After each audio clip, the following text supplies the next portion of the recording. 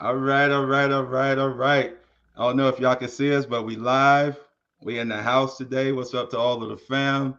Everybody, I got my girl Saya Gold off up in the house. We about to do some real spiritual house cleaning today. We're gonna get some things straight about divine sexuality.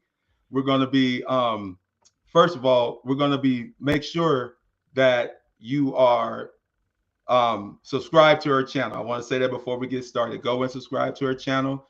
Show her some love. It's at Saya Gold. All right. So next, we're going to talk about sexual sovereignty and divine sexuality. So we're going to be getting into it. How you doing, Saya? I want to Good. kind I'm of take all of the good. shine. Make sure I'm everybody letting can you hear do your you. thing. All right, so y'all forgive me. I got a new camera on, so if it looks like I'm not looking, believe me, I am. I've just got to find my focal point before we get started. But we want to thank everybody for coming in today, showing us some love, and I hope you guys are ready spiritually to kind of get deep into this sexual journey that most of us, if not all of us, have taken. So before we get started, I just want to center in. Um, Thank everybody for coming, but we want to center in and invite in our ancestors. We want to invite in our spiritual team. We want to make sure that we are rooted and grounded in our inner being and our inner energy. So, as always on my lives, I love to take about a minute and a half to 2 minutes to go ahead and close our eyes, home in on that signal, and allow our ancestors and our spiritual team to come in and help us out. All right, let's go ahead and start now.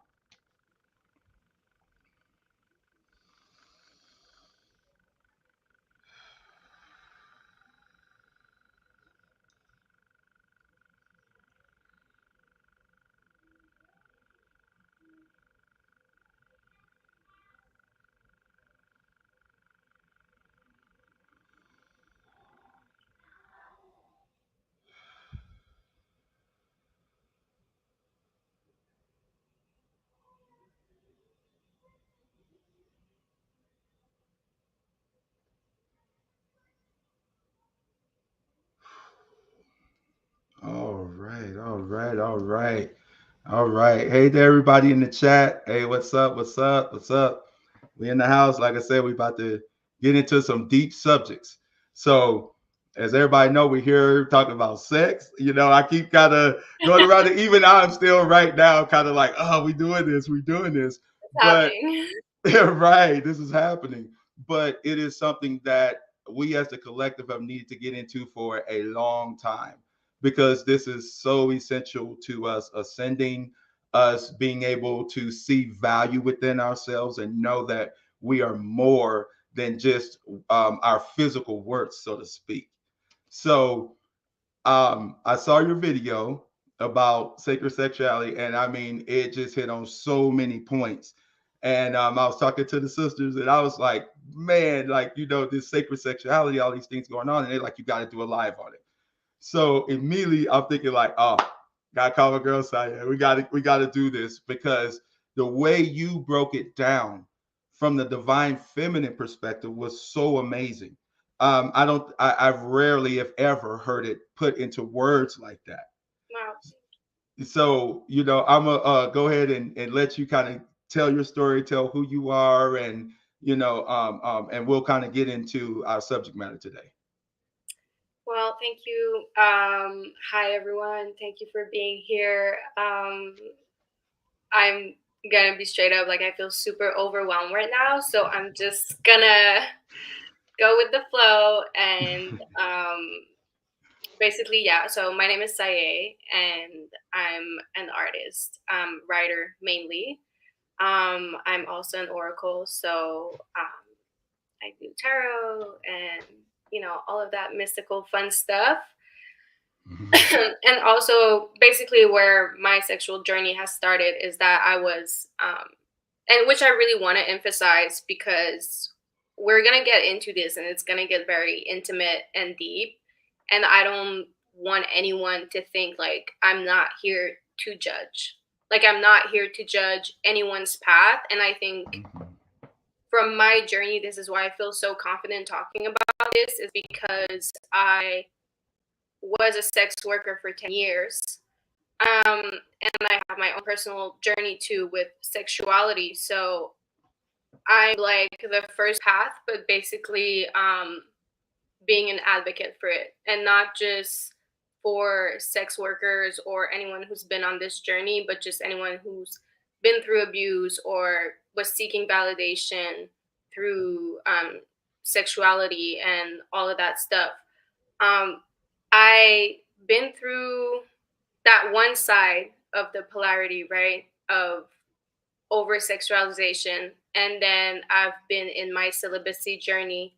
But I feel like to be able to talk about the whole spectrum, I really had to experiment both sides. And this is why now I feel like I'm ready to talk about this. Nervous, but ready. Right. Well, that was beautiful, and absolutely. Let me second that emotion. This is a safe place. There's no judgment. There's no condemnation.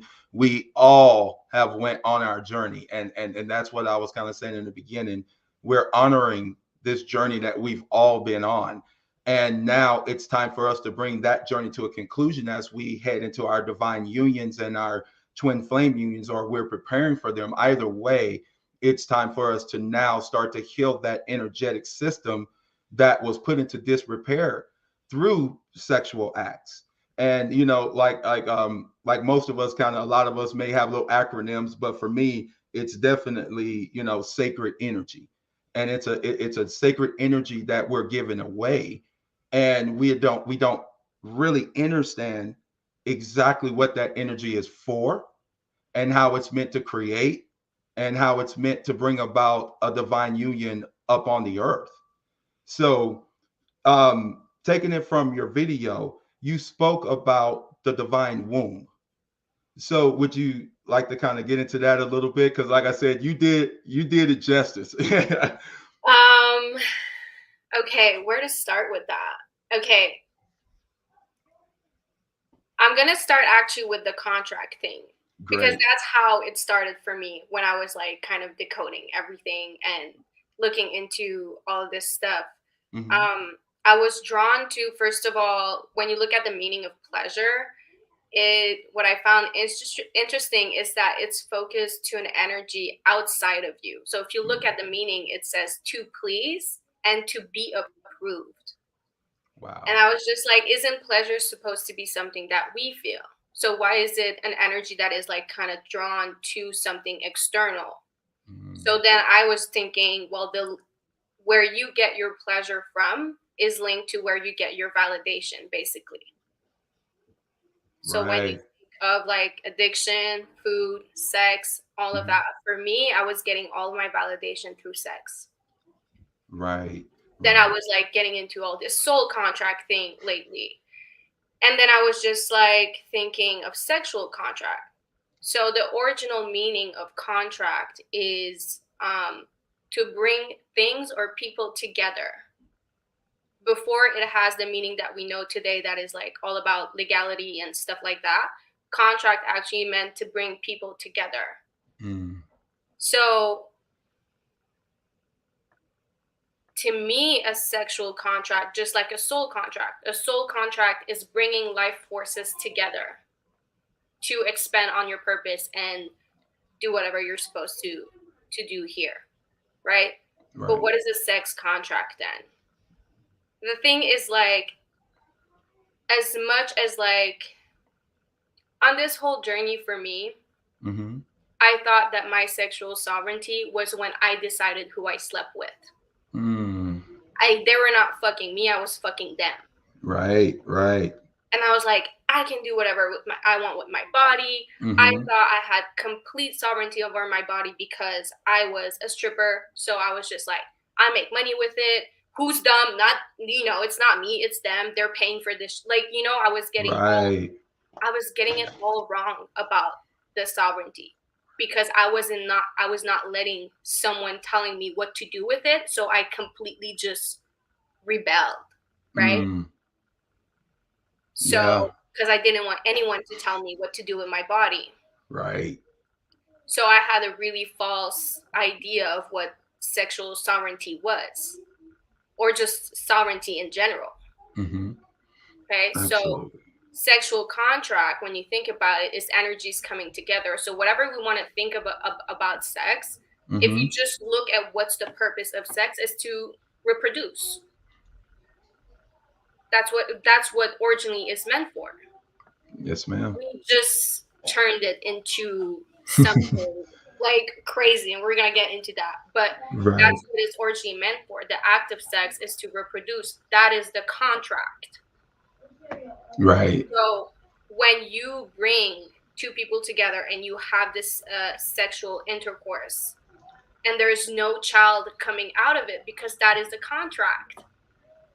It doesn't matter what you think of it Mm-hmm. energetically. That is a contract that you're signing physically on an energetic plane. Right. So you bring this energy together. So to the universe, whatever you think, it doesn't matter, because it's like, well, okay, so they came together but no child came out of it, so the contract was not respected. So what happened when a contract is not respected? That's when a purge happens. Mm-hmm. So breakouts, for me, I've had a lot of breakouts. The womb like being swollen, like when you, like, I thought I was bloated because food, but no, that's my womb that's like, Mm. I need to heal. Right. So the contract, too, when you think of a contract and how we have it all reversed now, and we think that sexual chemistry or sex should start a divine partnership. Mm. Would you sign a contract before reading it? Hell no. No. You would never sign a contract before reading it. That's why sexual chemistry and sexual connection could not be the foundation of a relationship or the start of a relationship. It's like you're literally signing a contract that you didn't read. Mm. And now you're mixing energies. You're letting foreign energies into your womb to unbalance all the chemicals. Mm. And that's why some men are like, she's acting crazy now after they fucked someone. I don't know if I Yeah. can say this on YouTube. I'm sorry. But We there now. have a relation with someone. She's acting all crazy. Well, that's all the energy you brought into her. Mm-hmm. Yes, ma'am. It's like, I hate to cut you off because I mean this is so No, go ahead. good. It's like, first of all, I made some notes when you said the sexual sovereignty, like from from the masculine perspective, the divine masculine perspective. It's so crazy. It's the same energy, but it plays out differently, and it plays out like this: conquest. I got that. My sexual sovereignty. It was all aligned with who I could get and when I can get them. So it's like, yeah, if I want it now, I could hit that, text them at 2 a.m. in the morning. I can get that now. Oh, that's me. And if I felt sexually sovereign because of that. And it's like, but yet that road leads to darkness because you find yourself broke, busted, and disgusted emotionally. You're just sitting, me, I found myself looking in the mirror, as I've said numerous times, sitting on the couch in a crowded room being lonely.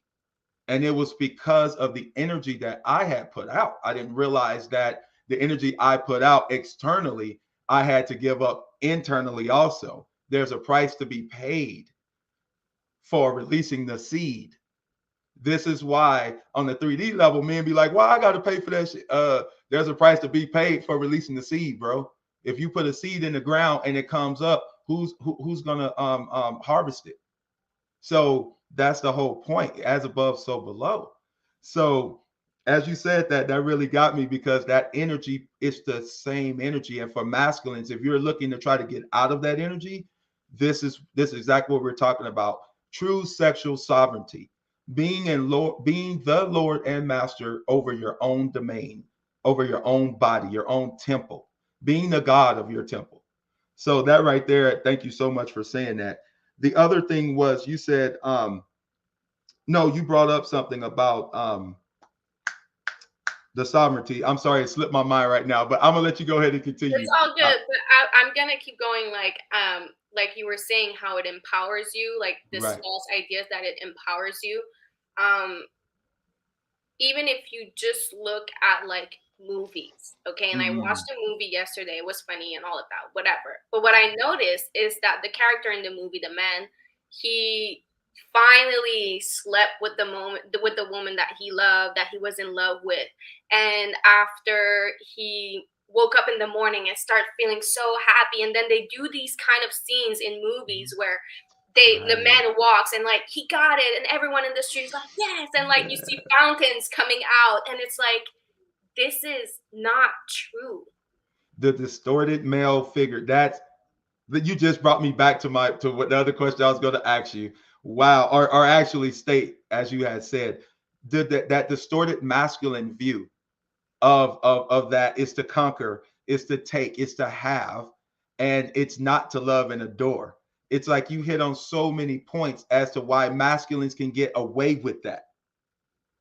They should not be able to get away with that. But the very things that you were saying, it was like, wow, these are open doors to where predators, predatory men, beta males will come in and seek to, have that experience, that energetic expression. So I'm sorry, but you go ahead in the movies and it was like that. Yeah, so like I was just like, not only we see that in movies, we see it in, can I say the P word? Yeah. Okay, like we see it in porn and all of that, these ideas.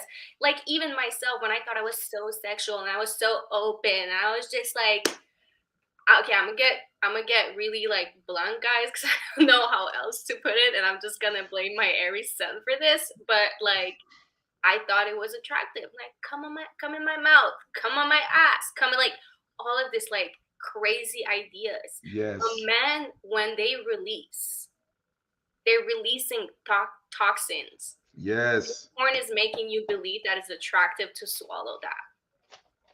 When a man release, it's releasing toxin. It's like when you cry, it hurts. When you shit, it smells. It's not pretty. Yep. Right? So how are we so comfortable swallowing that, getting in our hair, inside of us? There you go. If you are fucking me with the intention of coming, you don't overstand sexual intimacy, and you don't overstand the power of my orgasm. Exactly. Exactly. And we've had touched on that a little bit when we were talking about the video, that when a man goes into the sexual act, first of all, he's supposed to have already prepared himself physically. So in other words, just like when I go play basketball or I'm playing football with my sons or something, I go stretch. You know, I prepare my body to go do a physical activity. I don't just, get out the car and be like, let's hoop, because I'll get hurt. Now, in the same regard, sex is a physical activity, and you're supposed to be preparing yourself mentally and physically and spiritually to be able to come into this woman, not cum, come like ejaculate, but to come, COME.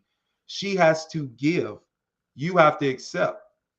So when she gives you of her divineness, you have to be prepared to accept it, because once the electric and the magnetism meet, you have to be able to ride the wave of her magnetism. So that's the way that she's moving and she's flowing. So literally, we come back to the ground floor of it. It's dealing with our root chakra. It's dealing with understanding what that whole act embodies and means. So you spoke of semen. The semen, or the SEAMEN, the semen, that right there means so much, because people don't understand that it does have esoteric mean, but physical means too. In other words, we release so much toxicity through our body because we do not eat properly.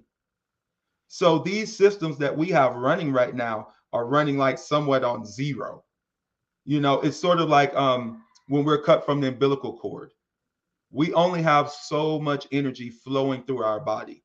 And like for the feminine, you already have all of the eggs that you're gonna have. They don't develop, they're in there already. For us, we only have a finite amount of energy unless we learn to recycle it. So every time when we release, we are releasing our cerebral spinal fluid. This is called the chrism or the Christ. And like I love to say, the Christ, because this is the crystal fluid. It's the crystal river. So the river that flows with life is the crystal river. And this river flows through us, through our from our gonads up to our pineal gland. And for you guys, it's in the same way, but it's internal. So it absorbs back in. Mine does not. So if I release it, it's gone. The party's over. So now I have to rebuild that engine back up. I have to rebuild that energy back up. And in doing that, I am depleting my soul. I am literally dividing myself, opening myself up because I just released a divine seed. And once I release that, my soul energy becomes integral with it. And then it mixes with the feminine. So my energy I cannot receive back. The feminine will receive it back because she will carry the seed. So this is where it's like porno.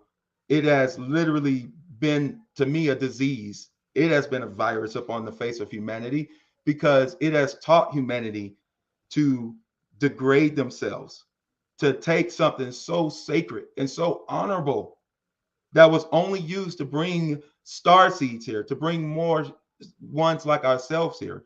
We have degraded that to the point where now it's just a meaningless act. So yeah, Like that's it's free. yes, ma'am. Yes, ma'am. So I mean, um, we have to learn to bring all of that energy back into the mind, spirit, and body. Yeah. Because when we do that, only then are we able to truly walk into a union. So, I really see this as the next stage of the collective. Like, we're really going to have to learn what celibacy is. We're going to have to learn what retention is. Most men don't know how to control themselves. This, I'll say it this way and we'll move on. Most men don't understand the vicious cycle they in when they release. They give off their energy, they give up their energy, and they feel empty and depleted and don't know why. So, this emptiness they try to fill with whether it be food or whether it be more sexual addiction, whether it be anger. You want to get violent now. All of these things come from the void within, and it comes from releasing that energy. Whereas if you kept it, recycled it, it would have literally turned into an orgasm. So it would have brought enlightenment to you. So I'll get into the male orgasm in a little bit. But yeah. So why are you looking like that? I'm listening. I'm really enjoying this conversation. And I love that we're talking about it. Hey, because just we really got to realize our hormones mean a lot more than what we think they meant. Testosterone just is not for males to be able to get muscular, and estrogen is not just for feminines to be able to have a reproductive womb. I mean, this is way more deeper than that. So you realize that these are the sexual hormones, and they call them hormones. So everything is opening you up to this energetic theft, to where these beings on the other side, we'll get to it, but astral beings get to interject themselves into your energy. This is parasitic. That's what an STD is. Like, if people truly knew the energy behind an STD, oh my God, they would cool, they would chill, because they don't understand the astral beings that are on the other side. As above, so below. So if you got something going on down there, what do you think your astral body's going through up there? This is deep. Sex is way deeper than what people think. But go for it. No, ma'am, go for it. And just to coming back to the release and everything, and that's the thing, is like, really think about who you're sleeping with and who you have slept with. And this celibacy journey is gonna take time, and it has to be intentional. Because I've had a period in my life where I wasn't having sex, but it was just because I'm not having sex. That's different than actually being really with yourself and working on getting this sovereignty back over your sexuality and your mind and just everything. Because So coming back to the release and everything, when Mm-hmm. men release, they feel tired, they feel drained. When a woman has an orgasm, we feel empowered. Mm-hmm. When Exactly. a woman is coming, when she comes in bed, right? Even if after you having sex with someone, you want to cuddle, we feel loving, we're like, we want to just get all like, and the man is automatically distant. Out. He's out. Mm-hmm. Now, all this energy that, you know, is fucking up all your chemicals and everything and unbalancing your own energy. You're not Yes. only sleeping with his demons, but you're sleeping with every woman's demons that he has slept with before. Come If he on. has not done the cleansing, if he didn't cut off all the energies, you're not only sleeping with his demons, you're sleeping with the demons of every previous woman. That's right. That's why we sometimes start acting crazy, and we're like, this is not me, because it is not you. It is not your energy. And like the brain, the womb is a brain, right? We have like 3 or 4 brain, like the mind, the heart, and the womb, and I think there's another one. Yes, ma'am. If you look at the uterus and just the womb in general, there is the vagina, the cervix, and the uterus. Cervix, so brain in French is cerveau, which is Cerveau, Mm-hmm. which is very similar to cervix. Okay, so if you look at the cervix, it kind of just looks like a tunnel between the vagina and the uterus. That's where all the energy is transmitting from there to your uterus, the information, everything. All your brains also, they communicate together. Mm. So if one brain is fucked up, it's communicating false information to every other brain. So your heart gets it fucked up, and then your brain gets it fucked up, and everyone's fucked up. Like, you know, and they all have their own type of function as brains, Right. right? So your womb has holds memories and energies as well. Right. So when you have an intercourse with someone who's not aligned with your energy, you're holding on to energies and memories also that don't belong to you. It also creates memories for you that, you know, Mm. anyone who's been through abuse and all of that, it creates that kind of memory into your uterus. Okay, so Right. the mind is gonna remember things like dates, time, names, you know, information like that. The Right. heart is remembers. The memory of the heart is more like scent. So, you know, if I would have to ask you, like, Mm-hmm. where were you when you were 15 at this date and time, and, you know, if you remember, that's your brain that remembers that, right? But in general, Right. if I ask you exactly where you were 15 years ago at this date and time, you wouldn't know, right? Right. But if you would smell something, there's some scent and odors. Sorry, my Yeah. French. Oldest. And it's like, anyways. So, and as soon as you smell it, you have like this childhood memory that comes to you so Right. clear. That is the Right. memory of the heart. Yes. Okay, and so the uterus also holds on to this kind of memories. Wow. You've been abused and all of this stuff, energies, and it's it's holding on to that. That's why celibacy has to really be done intentionally. Right. You know, for the men, it's weird because we have a memory too, and in the head of the penis and the way that it shapes to the vagina, when two people have intercourse, it holds the form and the memory of it. So, like most people, since we're all adults here, you know, if you've been sexual with a person, you know, more times, more than 1 to 2 times, and you guys get ready to have intercourse again, it's sort of like you might probably don't even have to touch it. It'll just kind of slip in and go where it's supposed to go. And the reason why is because the penis has a memory too. Now, the penis's capstone has been cut off. So therefore, circumcision has removed a lot of this energy away from the masculine collective. whereas we were able to control the stimulation a lot better. And the reason why it was meant to drain us. It was meant to put us into a state of continual or perpetual seeking for ecstasy. And the reason why is because we've never experienced it.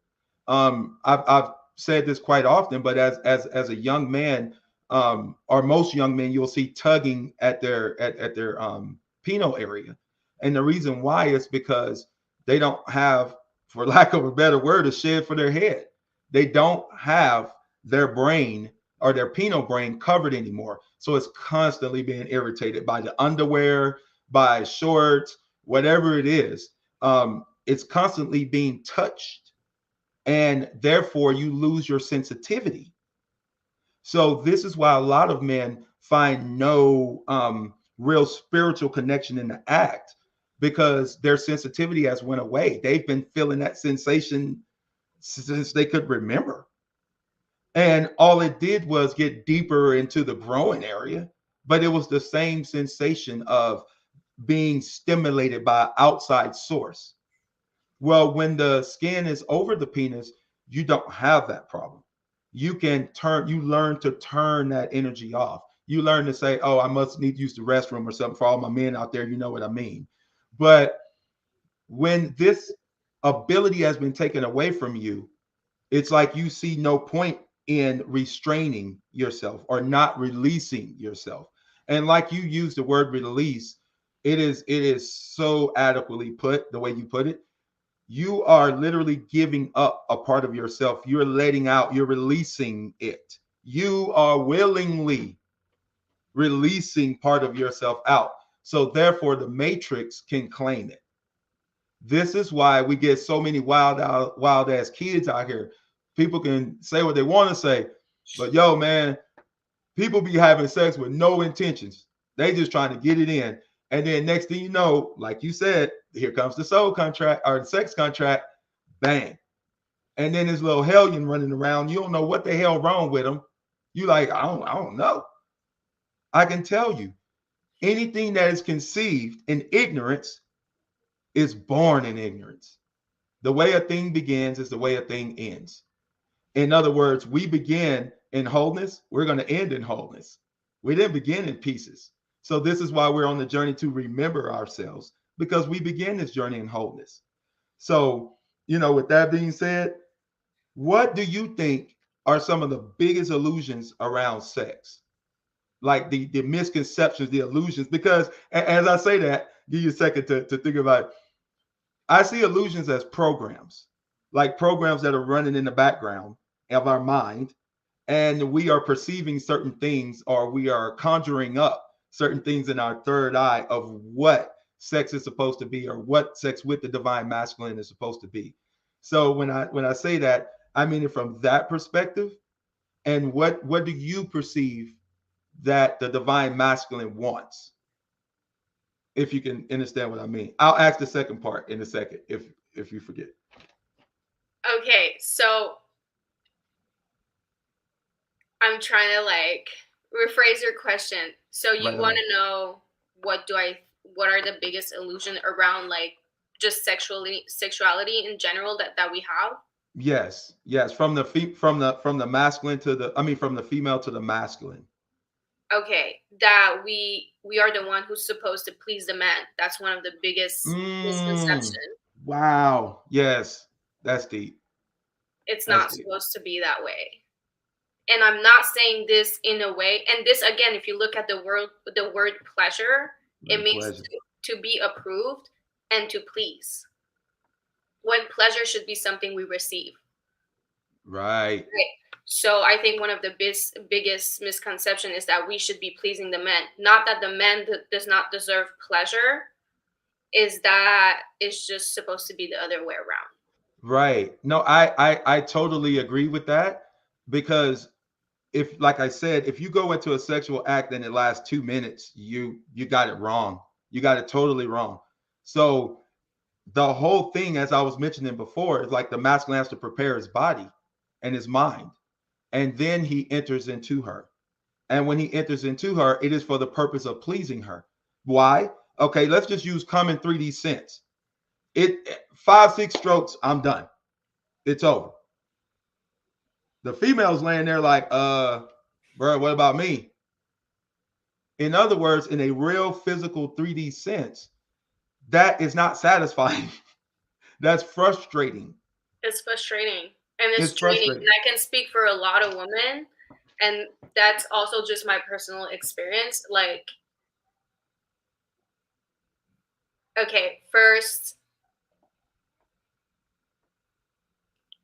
I don't even know where to start, man, because I've been through so much like crazy thing Right. with men. How many times that like I was saying earlier, once they release, they're done. They're Right. all you're pretending they can go for round 2, 3, 4, whatever, but it's not true. I'm not saying it Right. never happens, but it's just coming with that intention. Like, how many times do I have felt like a left hand?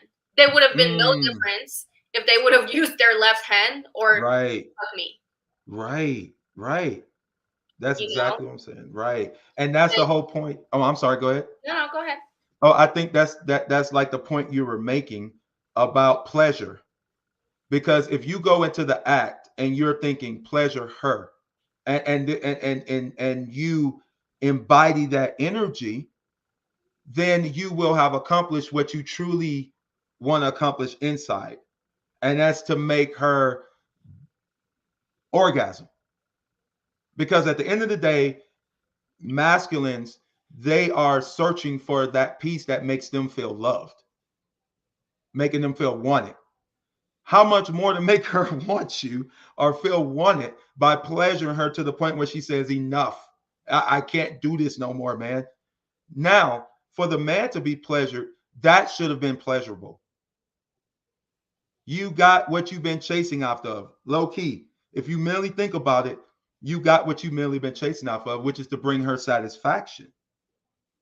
The distorted masculine energy, on the other hand, says, no, it's about me having satisfaction, me coming to completion, not realizing that you're already complete. That's why your cycle lets it out. Her Hmm. cycle keeps it in, biologically speaking, because it'll run the course through. But this is why we're also put here to be structural, to build structures and to protect and to hold that front. So it's so amazing you say that, man. But are there any other illusions or that need to calm I feel down? like I had one right now, Right. but I want to read this thing. Um, Okay. so Alan Watts had this speech on, and I feel like I couldn't just translate it better than I was just. I'm just gonna read it because also we have to have compassion for the masculine energy because like you you've been brainwashed. We all have been Yes. in a Yes. sense, right? How many times women are like, I feel objectified. That was the goal. Mm. And the video was on YouTube. It doesn't exist anymore, but I was able to find some screenshot I took. And he was saying it so perfectly here. Um, let me just Okay, so, and this comes out in very marked way in the current attitude of this subculture to sexuality, because here where we represent sex as a necessary instinct. Now, of course, we all know sexuality in this culture is a big thing. The sexually seductive girl is used to catch the eye and to advertise anything and everything, however remote it may be from the sexual process. It Right. advertises beer. It advertises automobiles. It advertises undertakers, bakeries, anything, because it will catch the eye. Note that the eye. The thing is made for the eye, for that sense which rests upon the surface of things, and thus it comes about to our attitude to sexuality is a superficial attitude, and again, a basically non-participative attitude.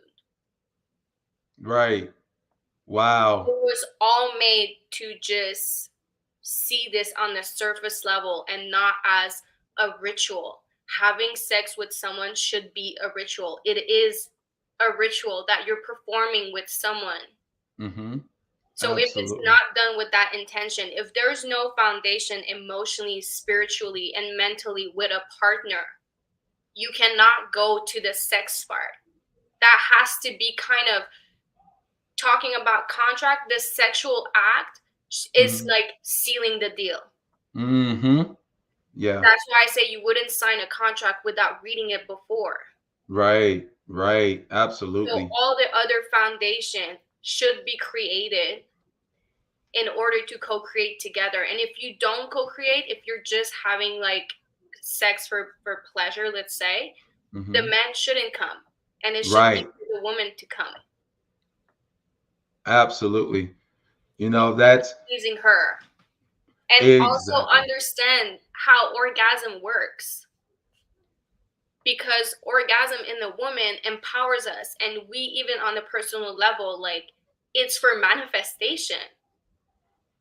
Yeah. When you come, there's this essence, there's something energetically that happens that you can literally manifest from that energy.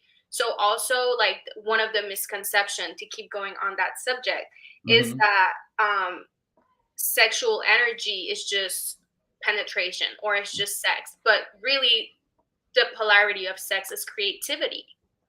So I Right. often tell people, if you're on a celibacy journey, whatever, if you, let's say, if you're touching yourself, it's okay to have like these thoughts and whatever. I have my shadow popping up sometimes, but Right. also when it's that moment of like coming, picture things that you love doing. Picture yourself, picture your higher self, right? Right. Or I tell people, when you feel horny, create something. Rewire the brain so it doesn't think that when you're feeling that energy, it's just because you want to fuck. Your body wants to create. Create. Also, what sex is to create. You're creating something with someone. You're creating life, which art is about creating life as well. It's about creating. So if you're feeling horny, try to be like, okay, let me transmute this to something artistic or just something else. And Right. creativity. No, I'm just laughing, because a lot of the divine feminine right now is getting that resurgence of that creative energy, which is seen as sexual energy. So now a lot of divine masculines are like, oh, it's like, yeah, shoes on the other foot, buddy. Like, you about to learn some celibacy. You about to learn exactly what she went through to on her journey of value, because that whole journey, these last couple of 1,500 years, just a few years ago, it's like it's been about finding our value again. But we've been all doing it through the feminine energy because that's what was knocked down, you know. But as this feminine energy is coming back, it's first anchoring through the divine feminine. So the masculines are really now learning these feelings and emotions of celibacy, some for the first time. Like, they just don't want to have sex for whatever reason. They can't explain it, or their members not working. Whatever it is, it's, I assure you guys, it's the incoming energy. Don't go out and start popping pills. Don't go to the doctor. No, you need to fast. You need to get you some water in you and start meditating and allow that energy blockage to be released, because your soul will reveal it to you. The moment you get into meditation, your soul will reveal what's going on, because we cannot move forward into the next energetic expression until we finish this one out, or this old karmic cycle. And this energetic expression, anything that's holding on, it has to go, right? Can't stay no longer. So that's kind of that energy we're in right now. But to finish up real quick, we're kind of on the last leg of this thing.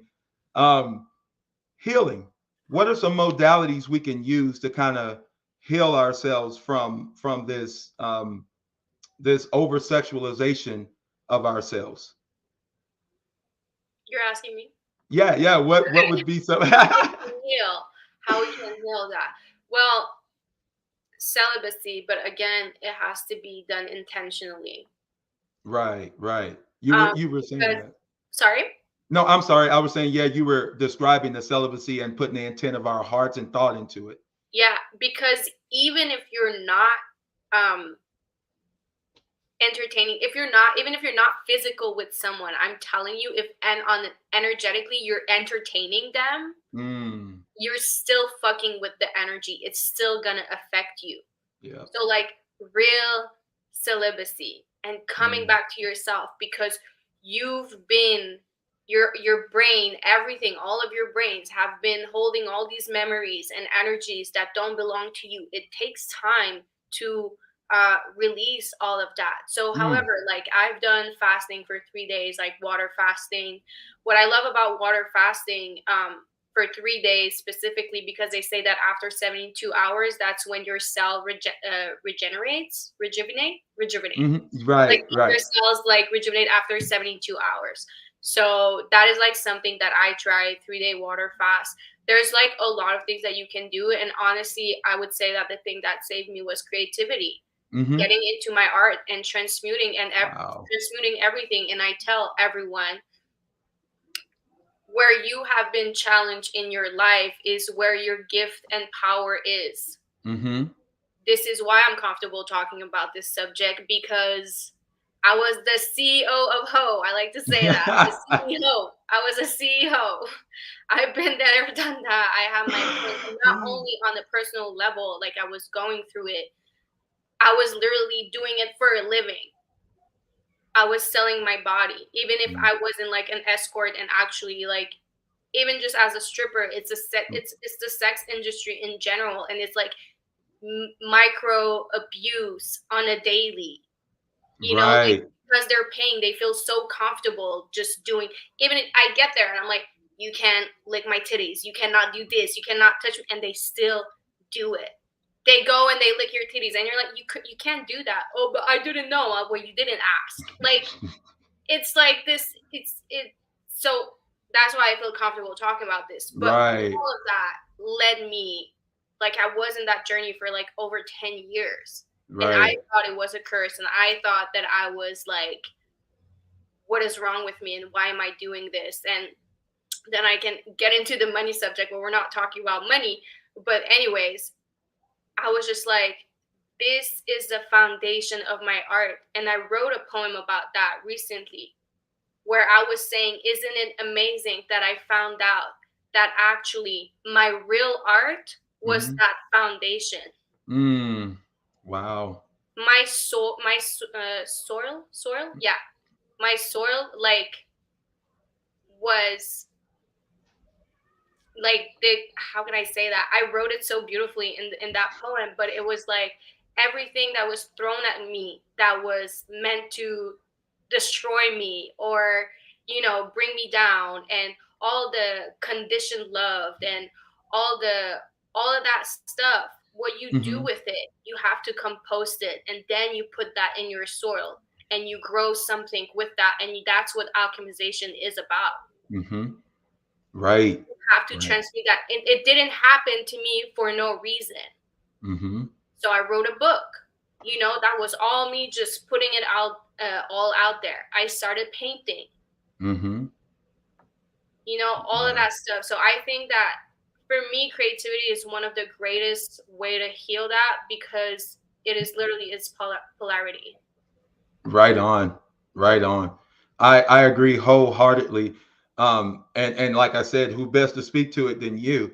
And I mean it's just amazing because when you see healing or a healed being in front of you, most people don't recognize it for what it is. They think it's a backstory to it. There's something else with it. And it's like, nah, I'm me. I am healed completely.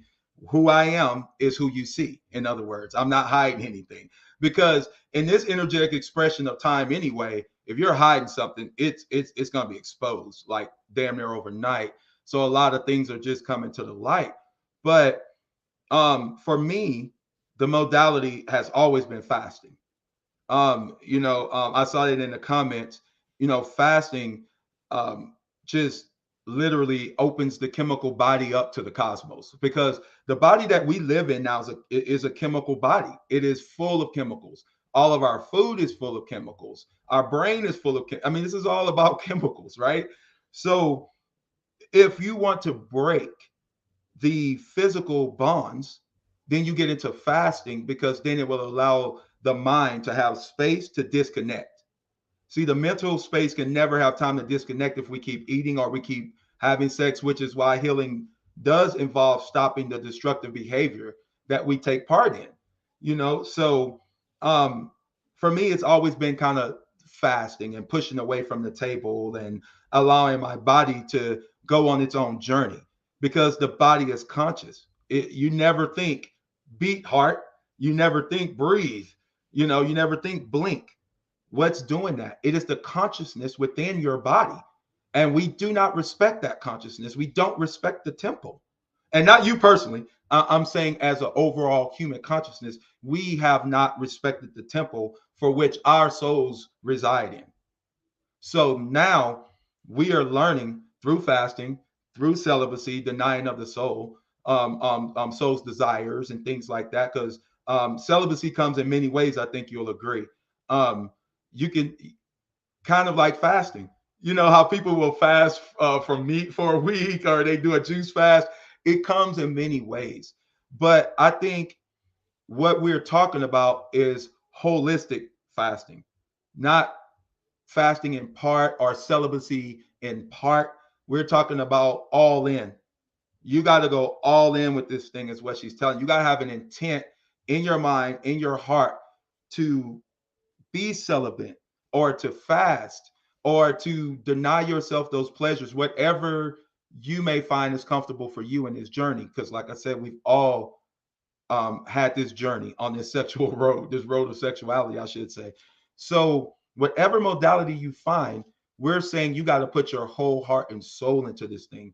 You cannot no longer think it's a freaking joke. Like, I think there's something me and you said to each other several times. Like, we realize now this is no joke. Like, the things we were wanting, the things we were desiring, and spirit universe said, hey, do this. And you did it, and now it's coming. It's like, oh God, it's here. And we're not prepared for it. But universe is saying, well, you better. So with the frequency that we're in right now, let's use this time to rebuild ourselves, because we do still have that Piscean energy here. I'm not going to debate about what age it is, but we have that Piscean energy here. And Pisces, to me, always illustrated the beginning and the ending. And it showed that something was beginning and something was ending, and then something would be beginning. And by the way, everybody, happy new year for me, because we're coming up to the reset, our equinoctial. I said that all wrong. Good Lord. To our to our solstice. I apologize, to our solstice. We're coming up to it, but this will be the beginning of the new year. And for me, I love that, because this is the beginning of the energetic expression. So as we're going through the rest of this Piscean energy, let's use this time to heal ourselves and disconnect from things that we know is no longer good, that's making us release. And before you say anything, I saw a comment I gotta address. My bad. Um, it was about ejaculation, and it's kind of scrolled on now. I apologize. I meant to save it, but it updated. But um, nah, brother, you're not supposed to ejaculate. If you are envisioning, what she was saying was, if you envision yourself, if you envision the goals you want to obtain, whatever it is, through your third eye, through your imagination, because that's how we create, through our third eyes, through imagination. So if you're seeing that, you don't release. The feeling grows and grows and grows. And if you can't control it, that's when you abstain. This is when you have to pull back and say, I'm not going to release. That takes a lot of inner strength to give up pleasure for what you know is right. This then reciprocates on the outside, in your outside life, that when you go out, you're able to say no when you know you're with your divine feminine and another feminine walks up. You're able to say, nah, I'm good. Why? I have restrained myself before. I have been in a place where I could release, but because I am God of my temple, I'm not going to release it. So I apologize. I didn't see your name, but if you're still listening, just know you don't release. You do not release. If you're at the point where you're releasing, you're doing it wrong, and you are still draining yourself. But what you have done is you have given that energy to the entities that you were thinking of, but it went to naught because it was wasted. There's a part in the Bible where it says, do not waste your seed up on the ground. And these bodies are earth. So you're not supposed to release your seed into the womb unless you are trying to have a child. That's it.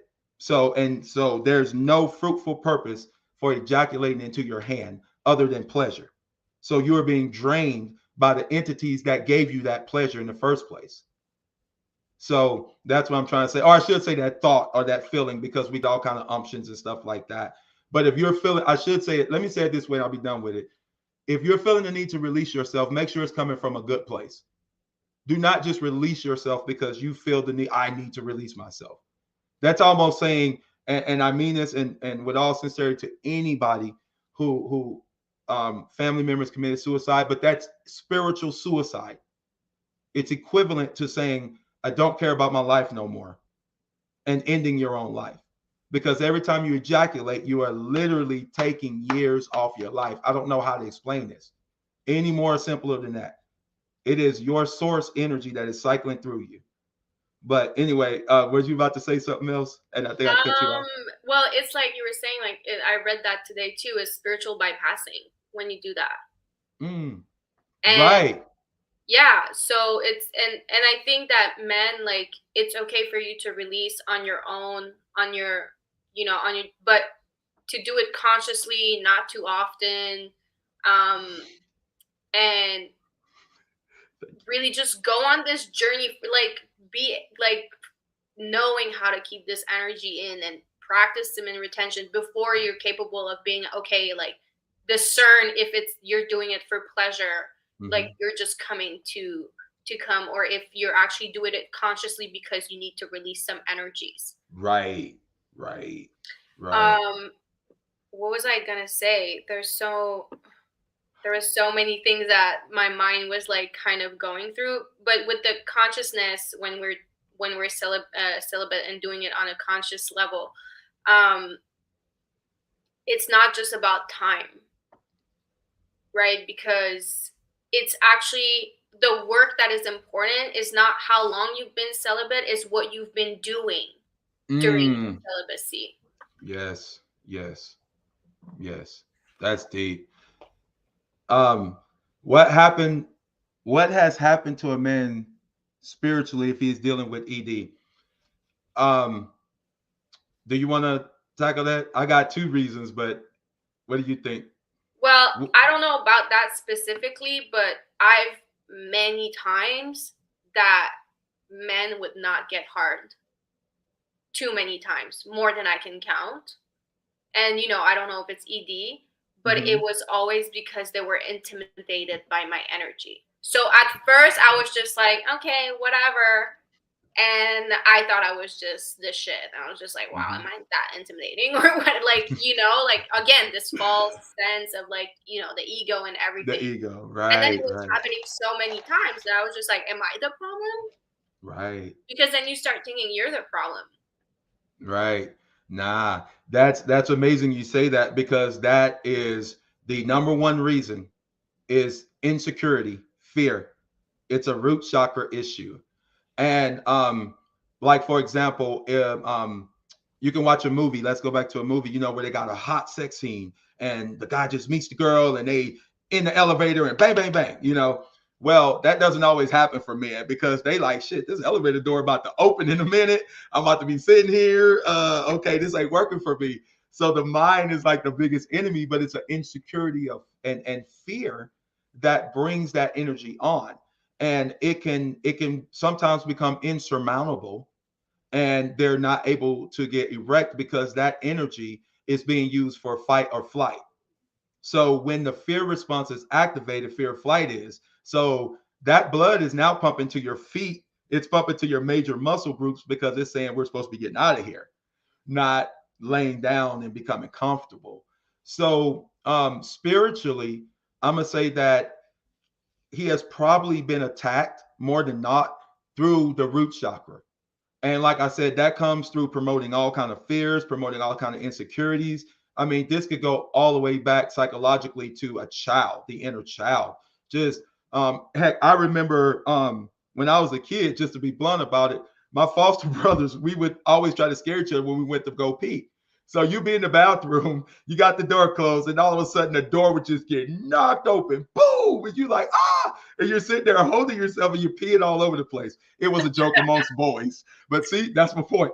But it was like that was in my head when I went to college. I swear to God, I'm thinking like, man, I hope these dudes, and I had to really talk to myself like, bro, these dudes don't know you. They don't know, like, how you all used to play when y'all were little. But in my mind, it was replaying. So even just that playing, that fear of not being able to urinate in peace carried over to I was like 19, 20 years old. I'm a grown man locking the door thinking somebody go kick it in. So it's funny, but it's so true. But these root chakra issues, somebody says, no, that's traumatizing. Oh man. But when when you really think about it, these issues, we grew up with them. And they just play out as adults because we're in various situations that allow for that energy to express itself. And so a lot of men find themselves in that situation and they don't know how to get into themselves spiritually to say, I'm going to pull back my energy because the last thing I need to be doing right now is having sex. It's like eating when you're not hungry. Like you don't eat when you're not hungry. If you're not trying to satiate your body, you're supposed to eat for pleasure. There you go, eating for pleasure. Oh, it's dinner. We have a bottle of wine. I'm gonna watch this movie, so I'm gonna make something. How many times do you watch something and you're like, I'm gonna go make something to eat? It's not even because you're hungry, because you're watching something. And I'm guilty. I do that. Hey man, you gotta set intentions and pray. Like that's what's up there. Now set them intentions, fast, pray, and heal. Yes. Because we know that time doesn't heal, so it's really what you do. I think that time does play a role in celibacy. Like I truly believe that I kind of believe like that the first 6 months, at least, it's a lot of purging. I think it's a lot of rewiring, and for me, the first 6 months was just like I was really going through a bunch of like I couldn't even understand myself, right, until I reached kind of this 9 month. Wow, that's deep. It's not just time, but it does play a role. But it's a lot of surrendering too. Right. No, tapping in your body and listening. Like when you have these urges, that's where the work is. When the urge comes up, what do you do? Right. That's where the work is. Right. And see, that's building that's reprogramming yourself. That's building a new system. In other words, you have to build the new pathway for which your energy is going to take. So, in other words, if you've never known celibacy, you are now building that road as you go. Others can help you and say, place it here. But at the end of the day, you are having to make conscious choices on what step to take next. So, I mean, that's so cool. And it's hard to make conscious choices when all your ideas were not even yours in the first place because of all these energies that interrupted and disturbed your womb and your brains and your heart and everything. So that's why the first few months, even the first year, is a lot of just like discerning this energy is not mine. Oh, this one is mine. This one is not mine. Then you can make conscious decisions, because how can you make a conscious decision if you're not even aware of what your conscious is even? What are your ideas about sex and, all of that? Right, because you have to have time to develop that. But in this society, they don't give you that. They tell you what your orientation is going to be. They literally throw all of this sexual energy at you. I was watching a cartoon movie with my kids the other day, and I just had to turn it off. Everything was about sex, and I'm just going, all of these jokes are about sex, and I'm looking at my kids laughing, and I'm like, hell nah, off. That's off. And it's like it goes to a lot of other things, but I really want to jump on this because this was very important. Okay, so how does this correlate? Can I just say one thing, because that one is deep? So before we go into that one, like I was telling you, before the act of sex, it was called fornication. They wouldn't call it sex. And if you look at the meaning of sex, it means divide. If you look, what is creation? Is creating. So when you Right. create even if you're not creating personally with someone physically, you're co-creating automatically with the divine, right? So Yep. creation is about union, is about Mm-hmm. unity, and sex means divisions. That's So so deep. to me, I was having sex. I was being completely separated from my body and my soul. Well, so wait a minute. So for us, we feel depleted energetically, like we feel just nothing. And for you guys, you'll feel separated from your body, like it's a total, like I'm outside of my body experience. Well, for me, it was like I felt separated from my soul as of like I didn't know who I was and what was my worth, Okay. you know, Got you. because Got you. all of like just being sexualized in general and like looking good is like this appearance, you know, like I felt like a reward for some men, like they're like Right. after, you know, Exactly. like that kind of Exactly. energy. And it's like at some point Yeah. it's all that you see. And one of the that I want to add of the misconception is that for me personally, I Mm-hmm. thought that I could get anything I want with sex. Wow. I can use my body for this. I can use my body for money. I can use my body to love him. If I suck him good enough, he's gonna stay. Right. And Right. the false idea of intimacy too, like how sex is not like the only type of intimacy that exists, because most of us don't have issues with sex, we have issues with intimacy. Intimacy. And Yes. like how is it normal? Like for me, it's always been such a weird thing, and we see that in movies too and TV shows and everywhere, how people are so uncomfortable saying I love you, but you're comfortable fucking me. I've Mm. dated men who are like, yeah, like that's something like I wait to say I love you and all that. Why? I throw I love yous like they were fucking take it. I don't care, because like Right. if you believe in karma and you know that karma's gonna come back to you. Like if I said I love you, I meant it. And if I said that, I mean I love myself. Right. I don't Right. care. I don't think that any of my I love yous were wasted. You were not Absolutely. open to receive it. That's your energy. It's not mine. I'm comfortable saying to someone, I love you this fast. And I Mm. think it's weird that it's like this thing where we wait to say I love you. But Right. the sex thing is so fucking easy. Just fast. Fast. Boom. All day. And it's crazy. I mean, there are parks where people just can't even control themselves to even get to a safe environment. That's amazing. That is amazing. But diving into that real quick, and that'll probably be about the last one we'll be able to get into. But um, I'll just kind of give my story a little bit because as Mia say, you cannot teach something unless you've been through it, unless you know it. Then that makes you a master of it. Because if you're sitting here and you're looking at it and talking about it, you're a master of it. It didn't kill you. So um, for those who don't know, before I was 12 years old, I was molested 3 times.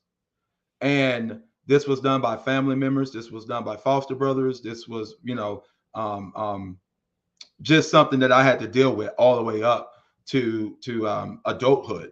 One of those issues. So when I say this in all honesty. It is a choice to take sexual abuse and replicate it. And I know most people will say, nah, you can't control that. These are things. No, it's a choice to replicate the behavior that was done to you. So from the age of, I'm going to say about 7 or 8 up to I was around 14, it was just traumatic all of the time because I didn't know if I was gay. I didn't know if I was straight. And the reason why is because I did not know why this had happened to me. I blamed myself. So my feminine on the inside was blaming herself for allowing this to happen. So I identify so much with rape victims when they say that. Um, but I blamed myself for this. This made me very angry. Um, the term angry black man, but I was fired up. I wanted to tear everything up. I wanted to hurt people. But when it came down to it, I realized that it was because I was vulnerable and I was taken advantage of. I had to really tell myself, I was a child over and over and over until literally when I thought about that event that happened in my life, the first words that would pop up is, "You were a child. Forgive it. You were a child. Forgive it." So I say all that to say this. What does all this have to do with people who have been sexually abused? Who better than you to be able to convert and transmute all this nasty ass consciousness energy that has been thrown upon humanity? Who better than you to take it and start a revolution? To take it and say you can build yourself back better. How about I take their word? Build back better. Build yourself back better. Don't build their structures back better. Build you back better because you deserve it. You are so much more than any structure upon this earth. And for another being to take advantage of another being, that's not life. That's destruction. So the things that lead it to destruction are things that could be purged out of us. It's sort of like what you were saying earlier about the purging process. Men go through this purging process too, women too. But when we purge, we have to now not allow the sickness to come back. We have to now start making the conscious decisions that what I do with my body is my choice. And I cannot say or live in an excuse of something that happened to me 30 years ago, 40 years ago. I cannot use that energy as an excuse now to say, this is why I'm acting this way. This is why I'm, performing these sexual acts or what. That's a lie. That's a cop out. And that is an excuse. You're not taking sovereignty for yourself and you're not standing up and being sexually sovereign as we're talking about. That involves taking a foot forward and taking responsibility for who you are and what you do, because you are the captain of your ship. Ain't no Jesus take the wheel, it's you take the wheel. That's exactly what the ancestors have been saying. It's time for y'all to take the wheel. So hopefully that answered your question. Hopefully that's your question. All right, so I'm gonna say it's about anything else you wanted to add. I'm looking into, I don't know. I feel like yes and no. I feel like some things pop in my head and then it goes and then I'm like, okay, just let it happen. I mean, we're already an hour 12 minutes in it. So I mean, we can keep talking about this. Like we can have a part 3, part 4 of all of this and talk about it, but I feel like we've touched base on a lot of things. But yeah, like, and thank you for sharing this experience and being so vulnerable.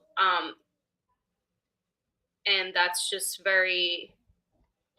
it's just very important work. It is. It is. That's what I really want the collective to take away from this, is that this is very, very, very important work. It is integral. It is key. I don't know any other word to say except for it is damn important that you get your sexuality under control, that you cleanse the temple, and that you know who you are. Like this is part of shadow work too. Like the shadow wants things, man. And if you don't learn to work with your shadow, and I don't say control because I don't believe you can control your shadow. You have to integrate your shadow, talk with it and say, hey, this is why we can't go punch her in the mouth right now. This is why we can't go and do this right now. I know but you want anger to. can be transmuted too. Right. Because I have like this whole journey with anger where I have a lot of difficulty to channel my anger. It's one of the emotion that I'm like don't know really what to do with it until I learned that actually anger is a great way to manifest. It's about knowing how to use your anger. You know how many times I got angry at spirit, or whatever. I would get angry and I'm like, I had enough. And then my spirit would like, finally. I'm telling you. You know what I'm saying? And I was Yeah. just like, and the second I would get angry, something would manifest in my life. And I was like, oh, I had to get upset? Really? Yeah. Because that's another subject. But I Yeah. talked about the cheat code on my YouTube channel, which the cheat code is really just commanding what you want. Because asking for what you want is a foreign language to God. Come God on. doesn't understand asking.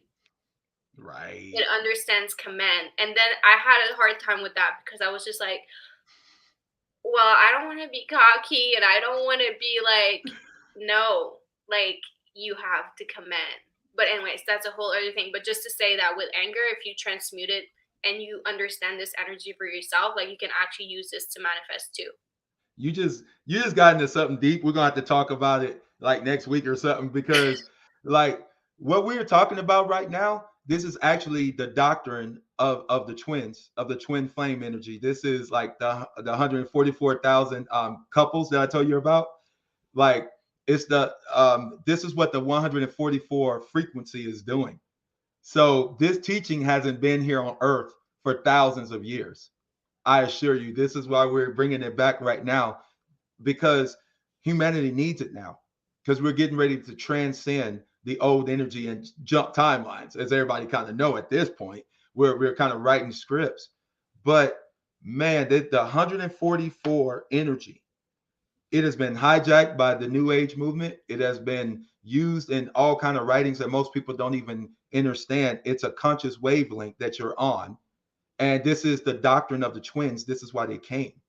So this is amazing, but we're gonna have to definitely get into that later. Well, all Yeah, right, because I y'all. was thinking, like, because we Oh my God. talked about what divine sex is not, and then Right. come live and talk about, so what What is it is. cosmic sex? Let's What is go. cosmic Right. word that I'm looking for? But anyways, what is a cosmic relationship? Because Exactly. now we just talked about what it is not. Absolutely. I love that. Let's do it. Let's do it, because I'll be able to bring out a lot of the energetic body stuff of how, or of our subtle bodies, the light body, the astral body, and how they participate in sex, and how the twins actually have sex, because they actually have union in the second body, not the physical body. That's the beginning of it. And then by the end, the male, once he learns to have an internal orgasm, and she has an internal orgasm, that is pulling in the higher mind, and that's when anything can be created. Like, legitimately, that is the true power couple. That is the star couple that Hollywood has been mimicking for years. They have been mimicking power couples and star power. But the true power couples are here now, and the true star power is being anchored into the earth now. So that's why the false had to go away so the real can show up. So, hey, don't ever hate your journey. Don't ever hate your sexual journey. It brought you to the point you're at now. Yeah. So now it's just about recollecting who you are, what you may have lost, bringing it back into yourself, and becoming whole and complete. But anything else you want to say before we click off? Just one more thing, because someone, Leah Chanel said, it feels disrespectful to command, and I just want to, even if it has nothing to do with Oh, what we're talking about, I want to explain why, because I felt the same way, and I had to change my mind about it, and why it is not disrespectful to command is that God created us in His own image, right? And all of that. He created us. We are. That's what a soul contract is. mm-hmm. Part of your soul contract is that I will fulfill this mission, this, in exchange of being supported, protected. Mm-hmm. But I've been a stripper for 10 years. And you ask me what's my craziest story? I don't have any. Literally, Archangel Michael was following me the whole mm. journey. The amount of shit that could have happened to me. But I was Wow. protected. Why? Because that was part of my soul contract. God would have not let anything happen to me.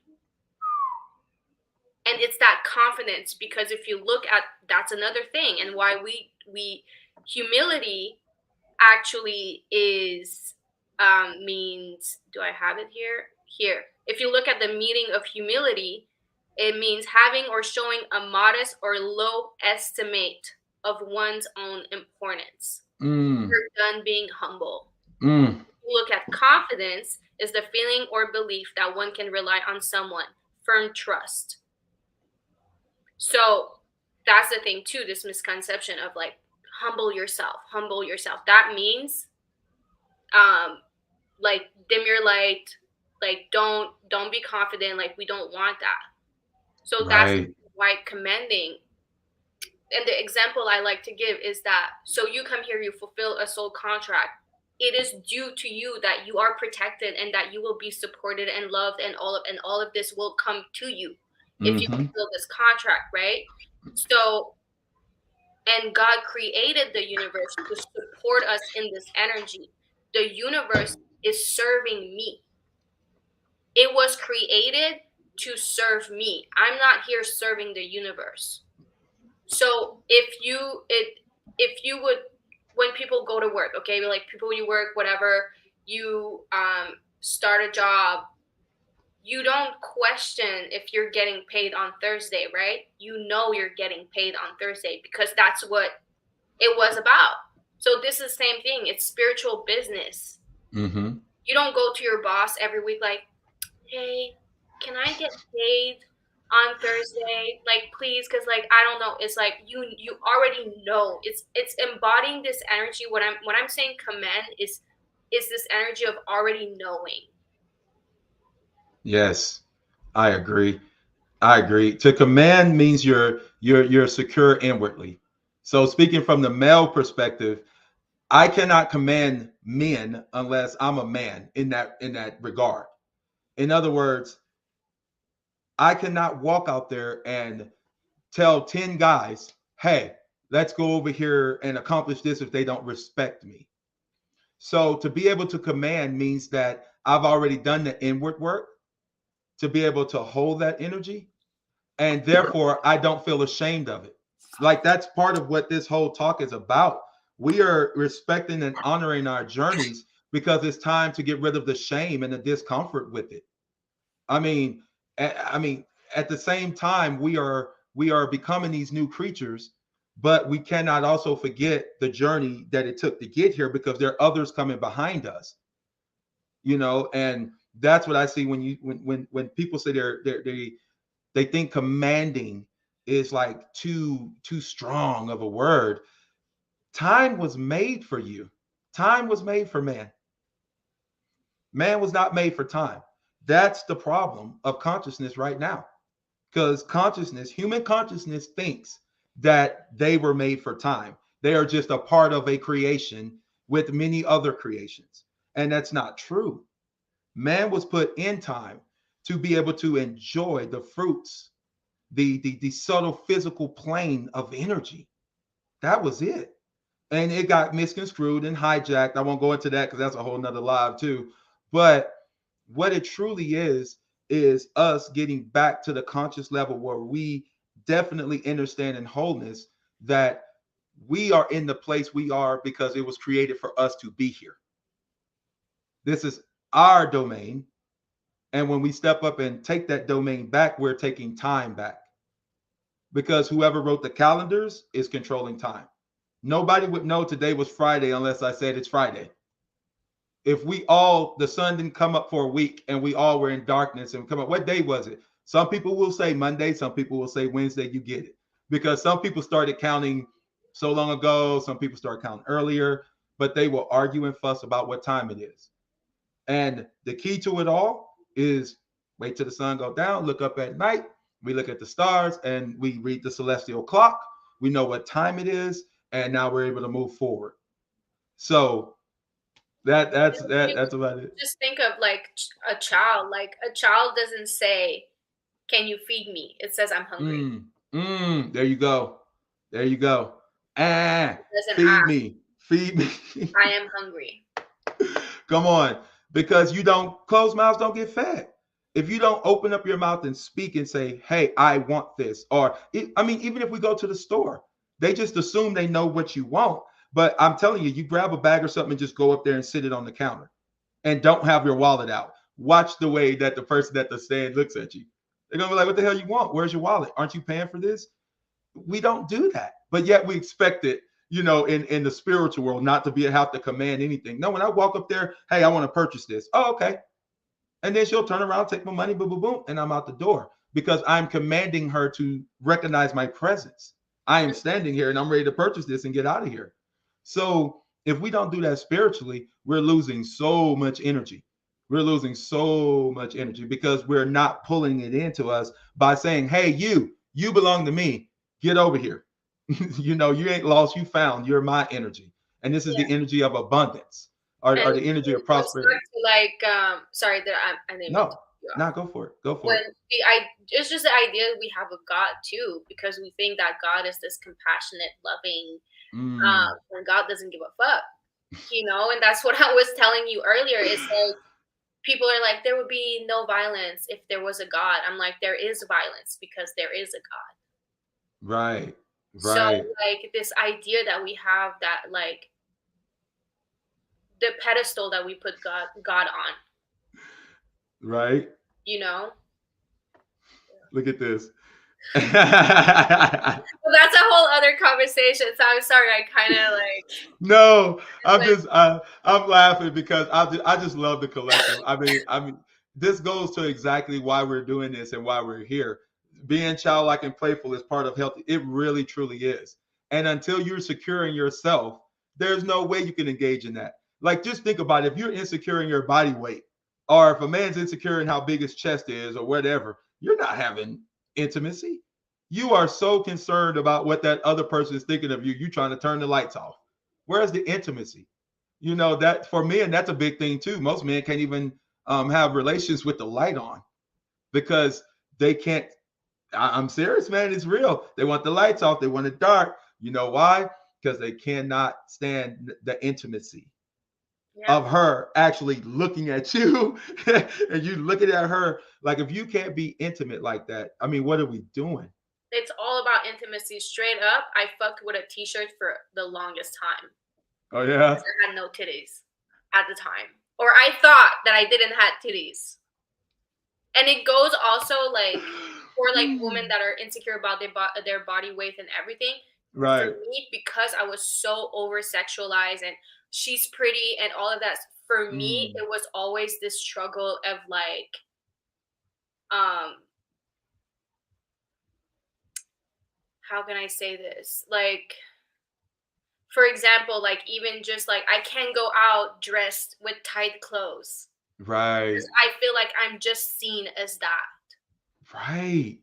And Man. it was hard for me to like have like really intimate and deep because conversation or just connection with men, because that's all they would see. And it's easy because it's the surface. She looks Right. good, she has nice hair, she has a nice, everything. Right. They're like, she has a nice body. And that's it was hard for me to kind of like cross the intimacy because all they could see was my ass and my face, and they thought I was cute. And then I would Wow. speak and they're like, oh my God, and she's smart. Right. And then comes the energy vampires. Wow. That's so deep that you said that because like I remember being, 18, 19 in Los Angeles. And I'm sitting at a red light and there's a girl, crossing the street and she has on like the mini of minis with a spaghetti string top on. So of course the dude sitting next to me, they start yelling at her like, hey, but they are being hella disrespectful. I'm not even gonna say the words they said because I think everybody can understand. But they all like, hey, B, come on over here. Hey, come, being rude. She turns around and she screams at them and goes, stop talking to me like that. Here's the funniest thing. The guy that was driving, he goes, if you don't want to be treated like that, you shouldn't dress like that. He And goes, that's the you problem we have in schools. When I was young, I would get turned back home for wearing a top I wasn't supposed to wear. But we're not teaching our boys right, to not sexualize us. They're right, teaching us how to. You're telling me how I should dress right. Instead of instead of saying, talking to the boys at school. yes, because we're not dealing with the problem. We're trying to make a solution for a problem instead of just dealing with the problem. No, young man, if she decides to wear that out the house, that's between her and her parents. Ain't got nothing to do with you. Or that's between her and her God if she's an adult. Ain't got nothing to do with you. But for them, they looked at it like, well, that's the way women dress on the streets.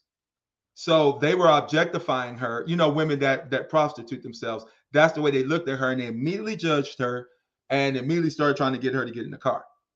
But I thought about the realism of it too. I was like, wow, they would have never, it goes back to what you said. I go, they would have never said that if she wouldn't have had those clothes on. Not justifying it in no way, not justifying it, okay? But they'd have never said that if she wasn't dressed like that. They would have just looked at her like, oh, it's a normal woman crossing the street. But trash is attracted to itself. So I'm sitting here going, everything's attracted to itself. back to our choices we make of, what did you say? Who you letting off up in your womb? What choices are you making? For men, what wombs are you jumping in? Because I told y'all about STDs, man. It's real. It's real. It's an astral plane infection. Also, you don't just get to get infected down here, take a pill, and it's over. And that's another thing you were talking about. Most men who have had STDs ain't even cleared out their astral body. So they're still infected with this parasite that's pulling off of their energy. So women, if you're wondering where your energy is going when you feel depleted after having an orgasm, and you should just feel invigorated, why do you feel depleted? Because the parasites that are on him are pulling that energy through, it's sucking it through. So this is so very important, like you said, moving forward, that we continue to have these conversations Yeah. and get this information out there. And Because like, this no, go ahead. No, go ahead, go ahead. And real quick on the birth control, because birth control actually mask things, right? We feel that it fixed something, but it's actually masking the problem, and that's why you don't see it. When I got off birth control, I started having acne. Okay, so Wow. then I was just like, oh, I tried to just connected the dot, and I was just like, oh, it's just because I got off, birth control, and everything is coming back into balance, whatever. But then it keeps going, and it's been years and years and years, and I try to change my diet, try to different skincare, no skincare, all of that, all Right, of those right. things. And yes, obviously there's things that help. Like for me personally, like the more minimal my skincare is, like I just wash my face with water. But anyways, that's a whole other that's another subject, the skincare thing. But Yeah. it's just now that my face started to clear up Right. Wow. because of celibacy. This energy really Wow. lingers in you. It doesn't Mm. matter if you paid $140 for your night cream, if you're entertaining or being sexual with someone, like it's Right. the dick, it's not the cream. Even the thing, and I'm not saying that the things that you eat do not affect, but it's really those energies, at least for me, like that was all of that. My Right. acne, I tried food, everything, eating good, stop eating processed food, so many things that I've tried, so many different skincare. And even now, when I orgasm, I have a pain in my womb a little Wow. bit. Like if I had like period cramp. Right. Right. And that's a signal of my womb that is like I still need to heal. Even if my face cleared up, like now my womb is still like I'm still bloated a little bit. I know it still needs like time to rest and heal. Like I said, think about everyone you fuck and everyone they fucked. Right. It's not Straight overnight up. that Straight this up. cleansing happens. But if you surrender and you do the work, it does happen faster. Right. Because Right. But sex is a big delaying tactic. mm, Sex really just delays your blessing. right. Right. Man, that is deep. That is deep. I'm telling you. I love that. And somebody said acne is an imbalance in our testosterone. It is. It is. But also what she's saying is that it there's a spiritual connotation to it too. The hormones, for lack of a better word, these are what facilitate the change of energy between the ether and the physical. So I don't want to get too deep into that, but the hormones, that's what they are for. They're meant to exchange energy for energy. So we pull in this divine masculine energy. If there's enough testosterone within us, we anchor it in and we take on the form of masculinity. But up above is not so. But I just wanted to point that out real quick. And to some of y'all in the chat, man, this is, hey, I'm telling you, we really got to heal as a collective. You Yeah. know, some of these things, and I am so apologetic that all these things happen, but we are here to heal them. We are here to recognize them, speak on them, so that it doesn't happen to the next generation. Because silence is compliance. If you're silent on a subject, you're compliant, you're good with it. But if you're able to speak on it, it's because you know something on it and you know it ain't right. So I mean, that's just really awesome. Yeah, Um, and just like this, someone's asking if masturbation is healthy for women. I think it is because, like we're saying, for us, orgasm is empowering. Empowering, but again, it's doing things intentionally. So for me, Right. it was like not watching porn when I was touching myself, and being mindful of the thoughts that I have when I am, and why am I doing it. And it's just about being mindful about it. But I think for me, it's been very empowering to orgasm and touch myself. Right. And for men, it's only empowering through the form of being able to control oneself. So it's a lot physical, but it translates over to the spiritual, and that's what we hold within us, for y'all too. But I definitely agree with that. I A definitely agree man with who that. is disciplined in his sexuality is a man of honor. Yes, For ma'am. me, a man who is disciplined in his sexuality, I feel safe. Right, If you're right. not disciplined in your sexuality, I cannot trust you. Straight Absolutely. up, I cannot. It's That's one of the main thing mhm. for me and a divine partner is sexual discipline. If you don't have that, I just cannot trust you. Right, and they're not worthy of trust. No. And see, and that's what I'm saying. If that's your level, just quick, because I'm picking this up in the collective. If your level is where Saya's is, and we're saying, hey, if you cannot be disciplined sexually, you can't be with me. Keep your line in the sand. Do not hide that line and think that person can get with you and somehow accomplish this. No, you have to have been doing the work before. Just like if you're not in union with your divine partner, I counseled a masculine the other day. He's not in union with his divine partner, but he's having sex. So it's like, wait a minute, your divine partner's over there, but you're still having sex with. Wow. And so that's kind of like what you're saying. What is your intent? What are you doing right now? Because now, are you just being a channel for a negative entity to pull energy through? Or are you building her up? Because if you were building her up, man, like, you shouldn't be having these issues.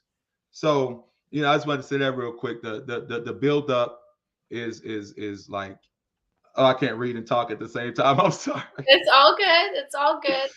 It's like it's so many questions that are coming in, guys. I know there's so many. I wish we could just answer everyone, but um, Okay, this is the last one. I promise. This is the last one we're gonna see. All right. Is there ever a time where spirit will have you connect with anyone to aid in healing a person's trauma? Yes, for me, that's a big yes. That's sort of like the soul work that I do. I help people to integrate the soul into this lifetime. So we have a lot of past lifetimes where we've lost so much, where we've done these same things over and over. And celibacy brings you to that point where you're able to connect all of these timelines into one. So I have connected with people like that, where the spirit will just say, hey, do a soul clearing on them, do a healing on them, or just speak to them about it. So if that, I hope I answered your question. but she But says aid in healing sexually. oh, I didn't see that part. Okay, got you. The last little part down there, got you. Two part. My bad. And aid in healing sexually. No, No, no, I think not. that would be with the divine partner only. Yeah, that's with a divine partner only. Thank you. No, I didn't see that part. Thank you. No, that's only with a divine partner. Um, the only thing that I could ever do was just clear cords, do cord cutting.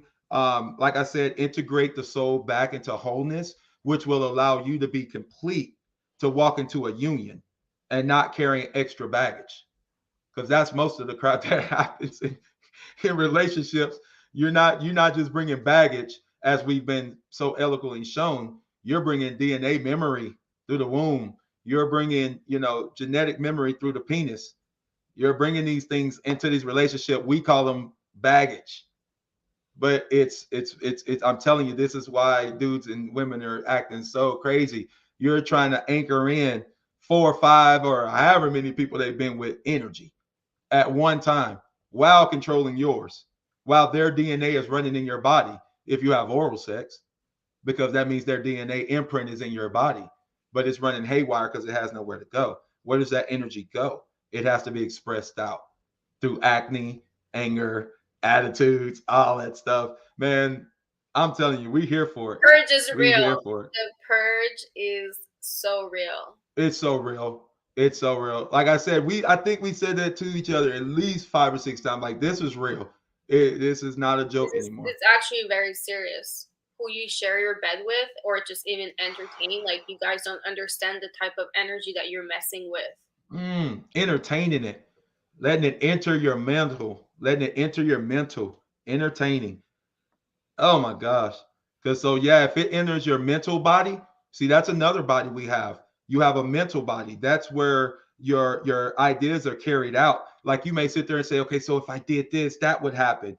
Who's doing that? That's bringing you back the answers. That is called the mental body. And so if your mental body gets affected by distorted sexuality, you are literally going to be bipolar. Yeah, you'll feel like you're going and coming. And that's like what the same way I was saying, like, we have all these brains, like the brain here, the same way you get brainwashed here with fake news and social media and all of that. The way your uterus is being also brainwashed. You know, is when you're fucking people with energies that are foreign to your body. So then you have these false idea of sexuality, these false idea of intimacy, false idea of connection, of partnership, of relationship.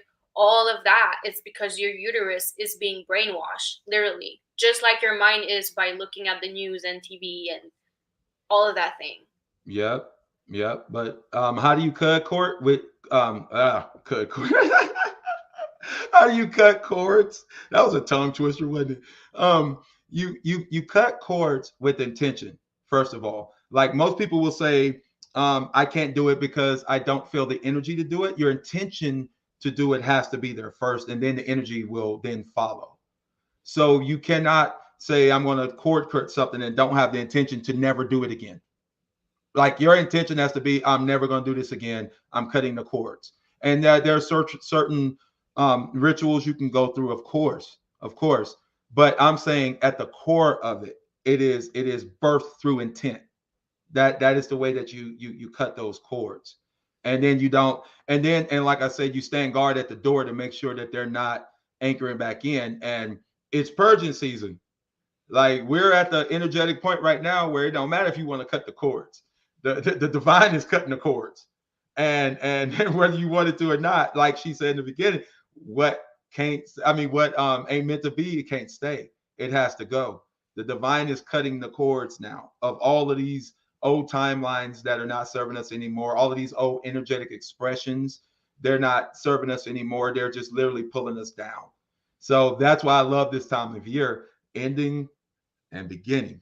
Yeah. I have a lot of fire energy. So when I really want to release like some energy or cord, I love using fire. So like writing down the things I want to release and then burning it and giving it to the sun, aka God. Nice. And I ask God to transmute that for me. Nice. Because when, like, I think it was you that you were talking about, that when we die, no matter how good of a person or bad of a person, whatever you consider good or bad, when we die, we just go back to dust, right? We go back to the divine. We go back. So when you burn something that is like all these things that you want to release that were like negative energy, and you just burn it and it goes to dust, it goes to God, it goes back to divine, and it goes back to love. Right. Absolutely. Yes, ma'am. And I guess this will be our last one and we're going to jump off. But can you do multiples at once? You can, but I will warn you, you will be sick. You will be energetically sick for a couple of days. And the reason why is because it's how do I put it? Humanity only sees 1% of the light spectrum. They don't see the other 99% of what energy is actually doing to them, what's coming in the chakras and leaving out. And so to cut multiple cords at once, it is possible. But like I said, you got to be gung-ho. You got to be real about it, because you are literally cutting off an energy source that your body has been using or willingly given up for a very long time. So you have to come into balance. So this is why I usually will only cut cords, like maybe 1 or 2 cords for somebody, unless they're about to fast or they're able to not go to work for at least a week. because it hits you harder than you could ever imagine. You know, getting a cord cut from your mind, from your pineal gland, getting a cord cut from there, you'll have all kind of dreams and visions that you never had before, and you're like, whoa, because you were being blocked, your energy was being blocked. So once that cord comes in, that's cool. But what if you do that with a heart, cutting the heartstrings, the heart cord? Well, now you're going to feel it. You're going to feel it more than ever. So these dreams you're having, you're going to feel them more than ever, and that could be very traumatic. So for some people, you know, getting it cut out of the root and getting it cut out, if it's placed in the root and getting it cut out of the heart at the same time, is too much, because that's where a lot of impotence will come. That's where a lot of anger will rise up, because they can't perform and live up to what they think they should be. So it's a lot of things that go into cord cutting, but definitely make sure that you're doing it with the mindset or knowing what you're getting yourself into, because energy will flow in. Yeah. But Just be ready for the purge. It's like, okay, you want that, but are you ready for the purge that's going to come? Because spirit is going to be like, okay, she's ready. And they're going to come and take that energy back for you. Yep. It's going to cause a lot of purging. So really ask yourself, like, am I ready for this purge? Yeah. So just make sure you're like, you're in a space, you know, where you can fully just let all of that go, where you feel safe. Right. Absolutely. Absolutely. Oh man. Yeah, I know, right? A cord cutting episode. Absolutely. We might have to get into that, man. Look, I feel like everything else I have to say could be with like the part 2, where we talk about like what is actually a cosmic divine partnership. Yes. Like that. So hey, I'm so game for that. I'm like, yo, we gotta get that one going, because there's just so much that goes into a cosmic partnership, and it's just so beautiful, energetically speaking and physically speaking. Yeah. Oh my gosh, I'm excited about that. Yeah, one. we touched like on the one polarity, and I would love to like, you know, go on the other side. Yeah, absolutely. We definitely have the other side. Welcome to the other side, man. Well, all right, guys, we love y'all. Before we got here, I forgot a request. Can you dismiss us? Can you send out a good intention vibe for everybody? Because that was asked in the chat. Me? Yeah. Oh. Yes, ma'am. Ooh, wait. Before I do, I want to tell people this one thing that I told you earlier. It's not a prayer. You wouldn't pray with that person, no, you don't fuck them. Because now in the sex, yeah, it involves you and their demons and your demons and everything, but in praying, your God is involved. Right. And I was telling Diki, like, I regret more who I prayed with than who I fucked. That was so deep. That was so deep. If you wouldn't pray with them, you don't. And there's really not a lot of people that I want to pray with. Exactly. Or I feel comfortable, or at least, you know, safe to pray with. Right. And that's why, if y'all heard me, I mean, really understand that the words we use are vibrational and they're energetic, and that's what she's telling you. Like, this stuff has real meaning to it. And you know, that's why I said, hey, send out a good vibe, send out good intentions, because when you go to pray with somebody, you're opening yourself up energetically. You really are. And you are allowing whatever they're dealing with to bond with you, and you're bonding with it, whether we realize it or not. And I agree with you wholeheartedly. Those emotions and that energy, that connection, yo, it goes so deep, man. But yeah, energetic vibrations, good vibes, man. Good vibes. Well, thank you for everyone for being here, and may all of you be free of suffering, and may all of you find peace in this journey. May all of you feel loved and seen the way that you guys have seen us and heard us today. May all the love that you have spread returns to you tenfold, 100-fold, 1,000-fold. Thank you for seeing us, for hearing us, for being here, for making this space, so we can share, be vulnerable and very transparent, because It was a whole journey to get to this very specific moment, guys. I cannot tell you. So all of you here and anyone who's going to watch this after the live, even if you're not in the chat, like, you're part of something so much bigger. And I want you all to know that, you know, go look at yourself in your mirror and really see yourself. Look at yourself and who you are. You are loved. Okay? Yes, ma'am. Hey, bliss and harmony to all of y'all. We love y'all and live in bliss.